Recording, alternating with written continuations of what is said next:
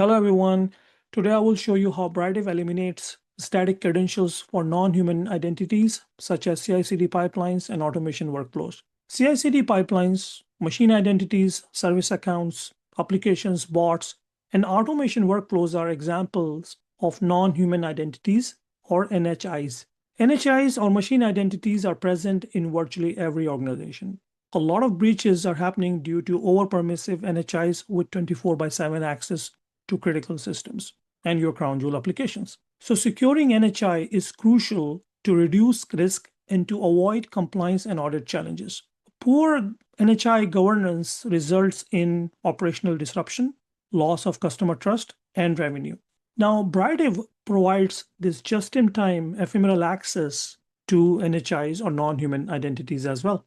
This lets customer automation tools, CI/CD pipelines, and service accounts securely reach resources like databases, cloud applications, SaaS applications, API gateways, Gen AI tools, and also hybrid or on-premise servers. So let's say your web app team gets a ticket to update an HTML page. Now, team makes the changes and it would trigger a CI/CD pipeline workflow. Now, the pipeline would need to run the GitHub actions, and it needs to upload that HTML page to an AWS S3 bucket. Typically, DevOps team would use static credentials, but with Brightwave approach, the GitHub action would request a short-lived access from Brightwave. Brightwave grants that short-lived granular access for a short duration of time for GitHub actions to access this specific S3 bucket. When the job is done, Brightwave automatically revokes the access. This approach is aligned with zero trust and zero standing privilege principle as well. So before I take you into the demo, let me show you the Brightwave user interface. Obviously, in our case, we are using CI/CD pipeline as an example, and that's non-human identity. So you won't be able to see things in action like a human would, but I just wanted to have some baseline set here. So if you look at this Brightwave user interface, what you have is basically these line items. They are called Brightwave profiles.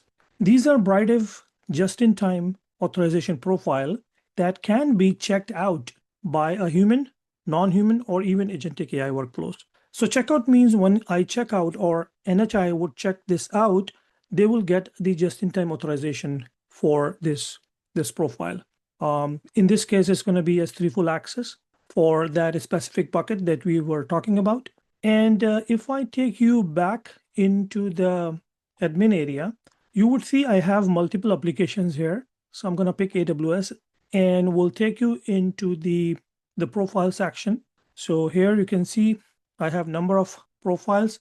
And for this demo, the profile I'm focusing on is called the AWS Creative Profile S3 Full Access.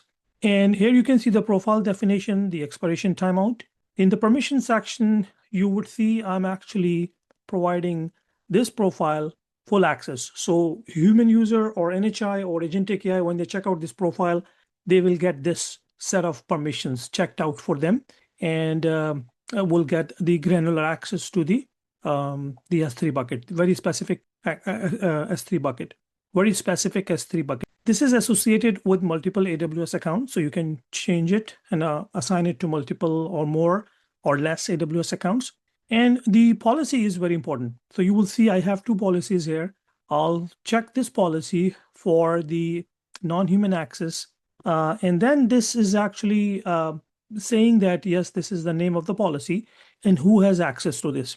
So you can see I have this service identity section where I'm adding different service identities or NHIs that can have access to this policy and access to this profile. Okay. Yeah, and then we can also add more constraints. For example, the request should be coming in from a specific IP address. So very important use case in ZTNA or VPN type use cases. You can also specify the time and schedule and date and days based on your specific requirement. You can also inject the MFA for the authorization, right? So at runtime, you will be injecting the MFA, and before you enter the MFA, or unless you enter the MFA, your workflow cannot move forward. You can also add approvals and notifications into the flow. And then in the advanced setting, you have the option to integrate this experience or this workflow with the ticketing systems such as Jira, ServiceNow, or even PagerDuty. Okay, so now I'm gonna cancel this and take you back into the area for the identity management. Okay, so in the identity provider space, you will notice we have this out of the box OIDC federated integration with GitHub. And within GitHub, I have already configured the required parameters. And this is what I'm going to be using for the integration, which is already done in this demo. If you want to know more about this integration details and how to actually get it started, I have also written a blog on brightive.com website that will explain these screenshots or configurations in more details. Okay, all right. So let me take into the admin area where I have my identity management section with the identity provider. So you will see that I have the GitHub as the ID provider or identity provider already onboarded or integrated with the OIDC Federation. And here you can see the relevant configuration that I have already set up. And if I take you into the service identities, this is where you will see the GitHub action as an identity being configured. So when the GitHub action is trying to get access to Brightif, this is what it would need. And you can see the name of this identity type federated is provided by GitHub. And then you can see the GitHub OIDC subject as well. Now, when I'm running this flow or this demo, obviously this is not a human. Okay, so you cannot see the profile checkout or check-in like a human would. So since it's non-human identity, I have to take you into the audit logs. And right now in the audit log, you can see all the logs basically. So whatever is happening in the system, we will collect all these logs. And then you can also send these logs to your SIEM provider, for example.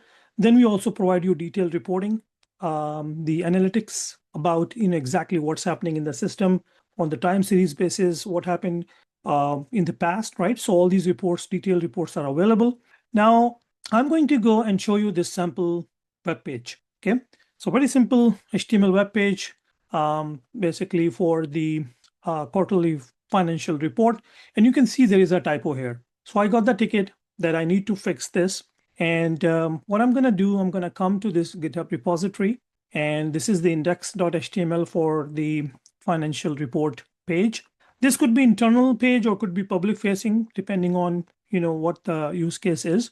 But what I'm going to do, I'm going to go back and then say, this is 2025 and commit change. Now, when I commit the change, what's going to happen that in the background, it's going to invoke a CI/CD pipeline, GitHub Actions workflow. And if I come here on the GitHub Actions side, you will see now it's running, right? So if I click here and then all the actions are being performed, this is what is happening automatically, right? This is exactly what happens in the CI/CD pipeline scenario. And as part of this GitHub Actions workflow, I'm setting up the Python, configuring the PyBrightif, which is the Brightif CLI, and also the AWS CLI. And in this process, you will also see that I actually checked out Brightif profile, right? So remember, this is the profile I showed you. This is all happening automatically as part of this workflow. And once this profile was checked out, the HTML page that I just showed you, the one that I updated, was actually uploaded to S3 automatically. So the update was already done. And once the update was done, the access was revoked or removed. So I no longer have any access to S3 bucket, or this GitHub Actions has no access to the S3 bucket. And you can see I don't have any static credentials or keys in the system. It's all short-lived happening based on the Brightif technology and the short-lived access Brightif is providing to me, right? So if I go back to my report page and update it, you can see it's updated now. Now let's take a look at what happened behind the scene, right? So you will see that this actor, which is the GitHub Actions in this case, checked out a profile, made the update, and then checked in the profile. So this is the beauty and power of the just-in-time access being provided to your CI/CD pipeline, your GitHub Actions, or any automation workflows, or it could be embedded into your application as well.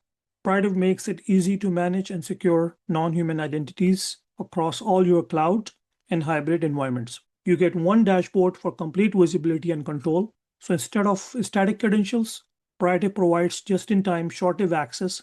So permissions exist only when needed, then disappear automatically.